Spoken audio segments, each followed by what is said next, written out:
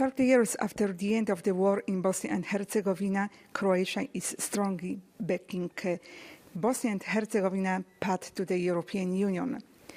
Despite the political challenges in Republika Srpska, Croatian Prime Minister Andrej Plenković shares why European integration now matters more than ever in Europe conversation. Let me start from the enlargement. Croatia is supporting enlargement of the European Union, especially Western Balkans. But do you have impression that Russia and China are benefiting from the delays in this process to increase its power in the region?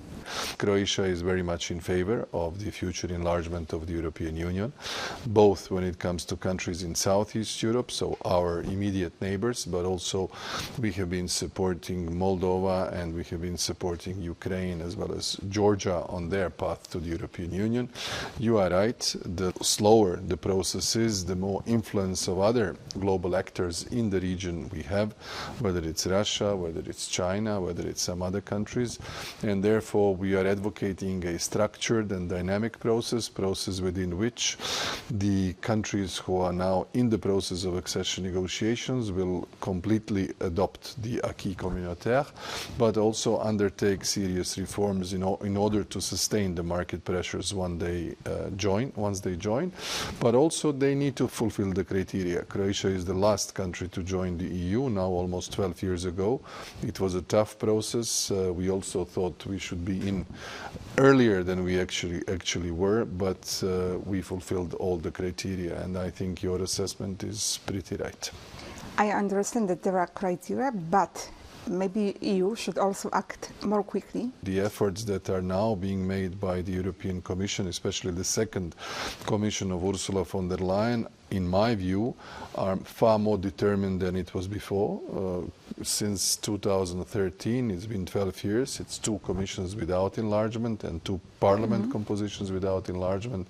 I think that the mission letter this time is clearly stating that the enlargement is becoming a priority. We as Croatia would very much like to see that Bosnia and Herzegovina is our immediate neighbor, a country where Croats are constituent and people with equal rights with Bosniaks and Serbs should move towards the dynamics that other countries of the region have, and we want to help them. Last year, we brought President of the Commission, Madame von der Leyen, at the time the Dutch Prime Minister, to Sarajevo, changing the mood, and finally in March last year, giving the go-ahead at the level of European Council to open negotiations. I think now it's the time to go forward and also in this process change the electoral law in order to allow the election of legitimate representatives in the presidency of Bosnia and Herzegovina. And what about Serbia?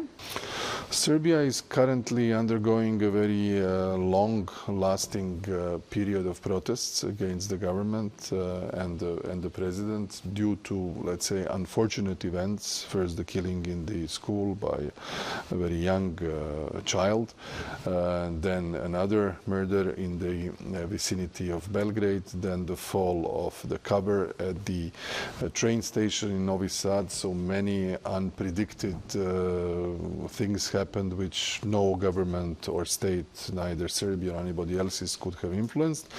But these protests have now endured for much longer than before. We understand that Serbia also wants to make the path towards the European Union faster. It needs to fulfill the criteria, and we hope that there is no destabilization of the region of Southeast Europe. This is critical from our perspective. You support Serbia as well? We support all the enlargement, but with the precondition that everybody fulfills the criteria. Recently it was defense agreement between Croatia, Albania and Kosovo. Do you think that you are threatened by someone? No, this agreement was a routine agreement signed between the ministers of defense, very transparent. It's published on the website of the Croatian government. It passed the government procedure as an information. I think we only put on paper what already exists in terms of defense cooperation between the Croatian Ministry of Defense, Albanian Ministry of Defense and Kosovo Ministry of Defense. This agreement has no objective to endanger anyone. Neither did we feel threatened by anybody anybody else. So this narrative that was echoed after this agreement was signed was, in our view, false and unnecessary. But I'm asking you, because it was also agreement between Serbia and Hungary. Yes, but Serbia and Hungary actually have the agreement in defense domain already, and the only thing which was done now was the action plan in the implementation of this agreement. We don't believe that this agreement that existed before is any type of threat to Croatia. But don't you think that there is escalation in Balkans region, I mean also Republika Srpska? We are very much concerned with the situation in Bosnia and Herzegovina, especially in Republika Srpska, when it comes to the position of President of Republika Srpska, Mr. Dodik, due to the legal proceedings which are ongoing. Our message was to calm down, to respect the Dayton framework, which is the constitution of Bosnia and Herzegovina, based on the 1995 compromise, which is one state, two entities, three equal constituent peoples and others. And we are always very much concerned if there are developments which could threaten the functionality, stability and the reform process. Our objective was to support the Council of Ministers, Madam Borjana Krišto, who is my counterpart, in the efforts to fulfill the criteria to open accession negotiations. So we would very much like that Bosnia and Herzegovina shifts from potential instability and these tendencies of secession when it comes to Republika Srpska to a more harmonious and functional situation in Bosnia and Herzegovina, where the EU path and reforms which are beneficial to citizens both in economic and social terms are implemented. Do you think that Russia might try to destabilize the situation in Republika Srpska, in Bosnia and Herzegovina? Well, first of all, Russia has been conducting an aggressive and occupational war against Ukraine for now 3 years and 3 months, plus the previous war 10 years ago. And this has been the violation of international law and everything that all of us were standing for. I think the majority of the international community, especially with the involvement of the United States and Ukraine and the contribution of the EU leaders, is to first reach ceasefire agreement in Ukraine and then hopefully the peace agreement which would stop the military operations.